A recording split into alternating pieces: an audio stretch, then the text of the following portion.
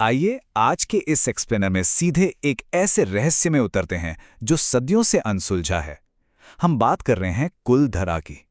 राजस्थान का एक ऐसा वीरान गांव जिसे पूरे एशिया की दूसरी सबसे डरावनी जगह माना जाता है।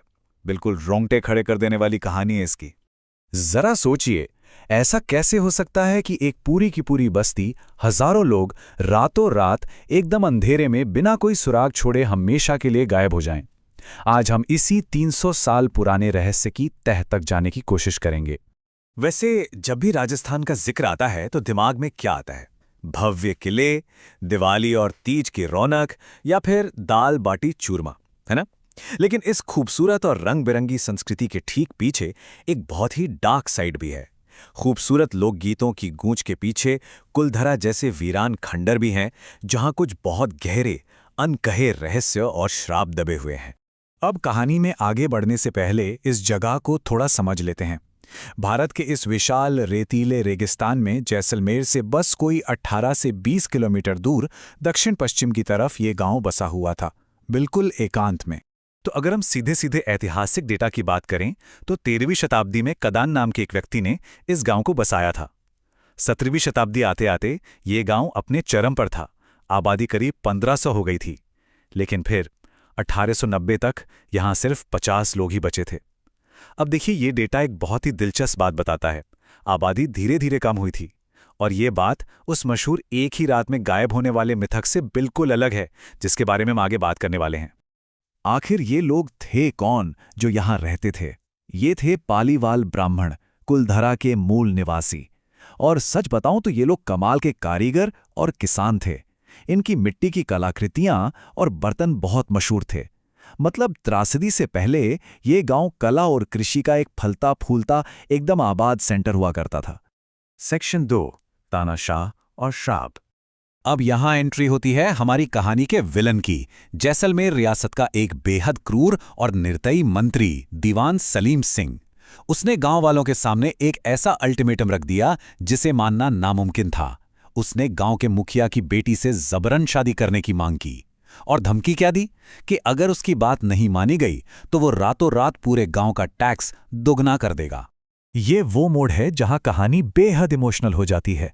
मुखिया की बेटी अपने लोगों के लिए खुद को कुर्बान करने को तैयार हो गई थी, लेकिन गांव वालों ने अपनी बेटी को उस दरिंदे के हवाले करने से साफ इनकार कर दिया। इसके बजाय उन्होंने एक बेहद कड़ा फैसला लिया, एक ऐसा फैसला जिसने इतिहास रच दिया। उन्होंने अपनी बेटी को बचाने के लिए अपनी पुश्तैनी जमीन, अपने घरों को हमेशा के लिए छोड़ना बेहतर समझा। अब जरा इस नंबर पर ध्यान दीजिए, 85। जी हाँ, लोक कथाएं बताती हैं कि सिर्फ कुलधरा ही नहीं, बल्कि उससे जुड़े 85 गांवों के लोगों ने एक ही रात में अंधेरे में अपना सब कुछ छोड़ दिया और हमेशा के लिए चले गए। जरा सोचकर देखिए, एक साथ इतने सारे गांवों का खाली होना, ये कोई छोटी मोटी बात नहीं है। और फिर जब दीवान सलीम सिंह को इस सामूहिक पलायन का पता चला तो सोचिए क्या हुआ होगा। भयंकर तबाही। गुस्से में पागल सलीम सिंह के सैनिकों ने घरों को आग लगा दी, गांव वालों पर हमले किए और कई बेकसूर लोगों को बंदी बना लिया। वो रात सच में खौफनाक रही होगी। यहां कभी कोई नहीं बस पाएगा, न पानी न खुशी। अपना सब कुछ खो चुके उजड़ते हुए गांव वालों ने जाते जाते ये खौफनाक श्राप दिया था। और यकीन मानिए, इसी एक श्राप ने लोक कथाओं में इस जमीन की किस्मत पर हमेशा के लिए एक काला ताला लगा दिया। कहानियों में तो ये तक कहा जाता है कि मुखिया की बेटी अपने लोगों की याद में वापस लौट कर आई थी, लेकिन इस वीराने और अपार दुख को बर्दाश्त नहीं कर पाई और इन्हीं खंडहरों में उसने अपनी जान दे दी। आज भी आसपास के लोग मानते हैं कि इतने असीम दुख की वजह से उस लड़की की आत्मा आज भी कुलधरा के इन्हीं खंडहरों में भटक रही है। चलिए आगे बढ़ते हैं। खंडहरों में पैरानॉर्मल गूंज। अब दिलचस्प बात यह है कि जो लोग आज इन खाली सड़कों से गुजरते हैं, उनके अनुभव सुनकर सच में रोंगटे खड़े हो जाते हैं।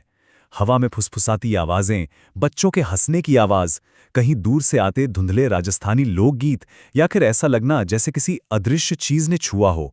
यहां तक कि कुछ लोगों ने एक छोटी लड़की को मुस्कुराकर गायब होते हुए भी देखने का दावा किया है।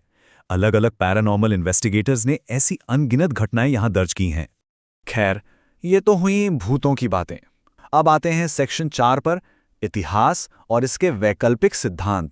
तो अगर हम कैंप फायर वाली डरावनी कहानियों से थोड़ा बाहर आएं तो एक बहुत ही सॉलिड और साइंटिफिक थ्योरी सामने आती है, पर्यावरणीय पतन यानी एनवायरमेंटल कोलैप्स।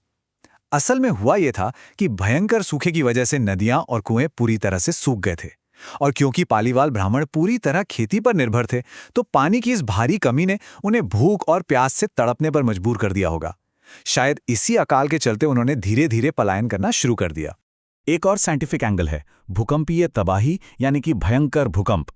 कुछ रिसर्चर्स का मानना है कि खतरनाक भूकंपों ने धरती को फाड़ दिया और घरों को जमींदोज कर दिया। दरअसल अगर आज भी आप उन खंडरों को देखें तो दीवारों में विशाल दरारें साफ दिखाई देती हैं।